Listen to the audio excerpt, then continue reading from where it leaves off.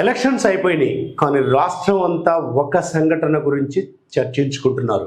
అదేంటంటే తెనాలిలో ఒక ఓటరు ఎమ్మెల్యేని చెంపచెళ్ళు అనిపించాడు. అసలు ఏం జరిగింది? నిన్నటి నుంచి ఒక్కొక్క ఛానల్ వాళ్ళు ఒక్కొక్క రకంగా చూపిస్తున్నారు. అక్కడ ఎలక్షన్ జరుగుతున్నప్పుడు ఒక ఎమ్మెల్యే ప్రతి బూత్కి వెళ్ళి చూసుకునే అవకాశం ఉంటుంది, ఎమ్మెల్యే క్యాండిడేట్ ఎవరైతే ఉన్నారో.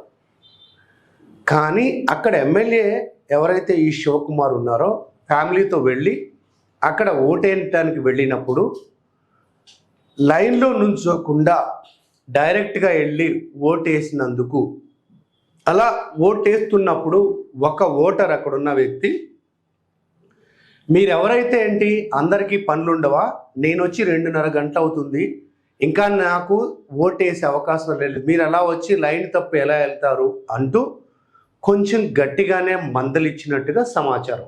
ఎమ్మెల్యేతో పాటు ఎమ్మెల్యేతో ఉన్న అనుచరులు కూడా, ఎమ్మెల్యే ఒక్కడే వెళ్ళి ఉంటే అంత ఆయన పట్టించుకున్నాడు కాదేమో, ఎమ్మెల్యే అనుచరులు కూడా వెళ్ళి ఆ ఓటు వేయడానికి వెళ్ళినప్పుడు, మేమందరం మనుషులే కదా, ఎక్కడెక్కడి నుంచి వచ్చాము, మా పనులు మాకుంటాయి, ఇప్పుడు మీరు అలా లైన్ తప్పు వెళ్ళడం కరెక్ట్ కాదని చాలా గట్టిగా మాట్లాడడం.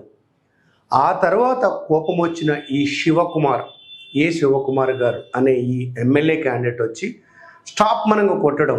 విచిత్రం ఏంటంటే దిగ్భ్రాంతికి లోనైపోయి నన్ను ఎందుకు కొడుతున్నారనే భయపడలా ఆ సుధాకర్ గుట్టుముక్కల సుధాకర్ అనే వ్యక్తి. అతను ఇమ్మీడియట్గా కొట్టాడు. ఇదంతా సెకండ్లో జరిగిపోయింది. ఎమ్మెల్యే తేరుకునే లోపల కొట్టడం జరిగింది. తర్వాత ఈయన కొట్టడం, ఎమ్మెల్యే అనుచరులు ఆయన మీద పడి విపరీతంగా దాడి చేసి కొట్టడం జరిగింది.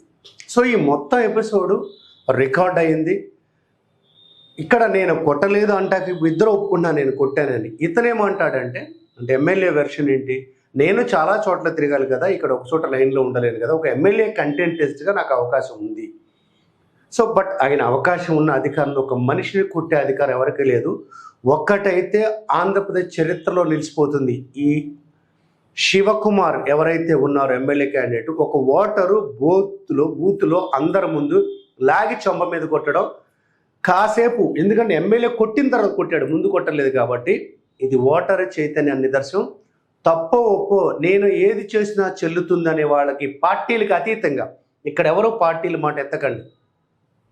వాహిని డైల్ నుంచి మేము కోరుతుంది ఒకటి, మెరుగైన సమాజం కోసం, తప్పులు లేని సమాజం కోసం, ప్రజలకు ఉపయోగపడే సమాజం కోసం, సామాన్యుడి పక్షాన్ని నిలబడే సమాజం కోసం మేము తీస్తున్న వీడియోలు కాబట్టి ఏ పార్టీకి సపోర్ట్ లేకుండా చెప్తున్న అంశం ఏంటంటే, ఎవరైనా సరే పబ్లిక్లో ఒక పబ్లిక్ సర్వెంట్, ఒక రాజకీయ నాయకుడు ఒకవేళ ఆ ఓటర్ తప్పు చేసి ఉంటే అక్కడ ఎలక్షన్ కమిషన్ మనుషులు ఉన్నారు, అలాగే ముఖ్యంగా పోలీస్ వారు ఉన్నారు, వాళ్ళకి అప్పచెప్పి తను నిలదీయాలి తప్పితే తనకు తానుగా వెళ్ళి చట్టాన్ని చేతులు తీసుకొని నా వెనకాల 4 ఉన్నారు కదా, కొడితే ఏదైనా చెల్లుతుంది అనే దురహంకారంతో కొట్టడాన్ని ఖచ్చితంగా అందరూ ఖండిస్తున్నారు పార్టీలకు అతీతంగా.